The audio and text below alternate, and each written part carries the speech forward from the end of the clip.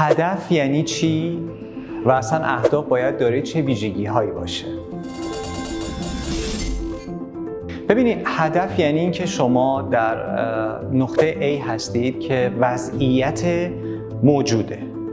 حالا یک نقطه B دارین که وضعیت مطلوبه. شما برای حرکت از نقطه A به نقطه B باید یک سری استراتژی ها داشته باشید تا برسید به وضعیت مطلوب. ما به این میگیم هدف. پس هدف وقتی مشخص شد شما میتونید حرکت کنید. ولی اتفاقی که داره میفته، اصلا خود این اهدافی که شما دارین برای برندتون، برای اهداف زندگی و شخصیتون میذارید یا برای پروداکتتون، باید ببینید که داره چه ویژگی هایی باید باشه تا بشه اصلا هدف. ما بهش بگیم هدف. ببینید، این اهداف باید اسمارت باشن.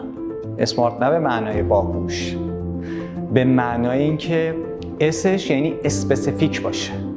اسپسیفیک باشه یعنی کاملا مشخص شده باشه. این هدف چیه؟ داره چه ویژگیه؟ چی میخواد بگه؟ کجا میخواد بره؟ کاملا باید مشخصش کنید. و باید امش یعنی measurable باشه، قابل اندازه‌گیری باشه.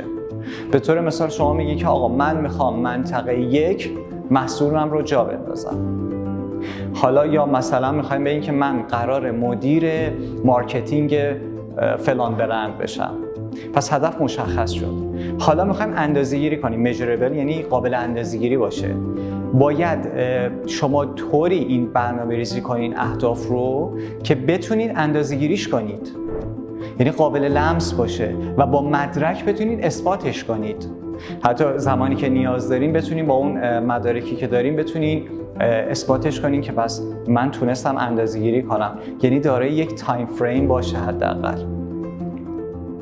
حالا اسمارت ایش داره در مورد چی صحبت میکنه؟ در مورد اچیویبل باشه یا اتینبل باشه. اچیویبل یعنی قابل رسیدن باشه، دستیافتنی باشه. اگه دستیافتنی باشه که یک توهمی بیش نیست، پس اصلا هدف نبوده.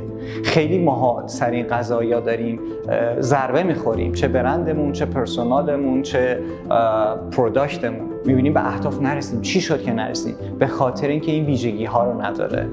ببینید، قابل دسترسی باید باشه. حالا من الان میگم خیلی خوب میخوام منطقه 1 پروداکتم رو ارائه کنم. آیا این پروداکت توانمندی فروش تو منطقه 1 رو داره؟ آیا برندینگ من در این فضای مناسبی، رسانه مناسبی رو براش انتخاب کردم؟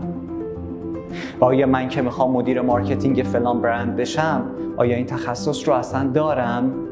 به چه ویژگی های دیگه ای نیاز دارم؟ اصلا قابل دسترسی هست؟ شاید مثلا تعداد جاب اپورتونیتی که وجود داره شاید 100 تا کمپانی باشن، ولی کسایی که دارن اپلای میکنن 100 نفرن. پس شما هی اینجا درصدات داره میاد پایین. پس یه هدف اشتباهی رو شاید انتخاب کرده باشی. یعنی اینا باعث میشه که شما بهتر بتونید به هدفتون فکر کنید و نزدیک بشین و به دستش بیارید. آرش داره میگه relevant باشه. یعنی چی؟ یعنی ربط داشته باشه. این اهدافی که دارین شما میذارین از نقطه A تا نقطه B باید اینها با همدیگه تناسب داشته باشه. توی مسائل شخصیتون، توی پرسونال برندینگتون باید با کاراکترتون، با دی ان ای برندتون، با اسکیلتون، با اکسپریانستون، با تخصصاتون، با تجرباتون همخونی داشته باشه و این اهداف بتونه حرکت کنه. حالا تو بحث دیکشنری ما در مورد اهداف صحبت می‌کنیم. در فارسی شما میگه هدف من اینه. ولی در زبان انگلیسی و در زبان مارکت اینطوری نیست. هدف متفاوته. تارگت دارین، گول دارین و ابجکت دارین. اینا خیلی متفاوتن با هم. حالا در موردش با هم صحبت میکنیم. پس این که پیوسته باشه و نسبت داشته باشه و یک پارچه باشه خیلی مهمه. بحث بعدی که میخوایم در موردش در مورد تیشه. تیش یعنی تایم بیس باشه. شما باید مایلستون داشته باشید. یعنی اهداف شما باید مقطعی هم چیده بشه تا موتیویشنتون رو از دست، انگیزتون رو از دست ندید، ناامید نشید، دیسپاینت نشید. این خیلی مهمه. پس وقتی تایم براش میذارید، به تایمی که میذارید پایبند باشید و همین تایمی که میذارید باعث میشه بفهمید که واقعا این هدفی رو که گذاشتید منطقی، اصولی و استاندارد بوده یا خیر.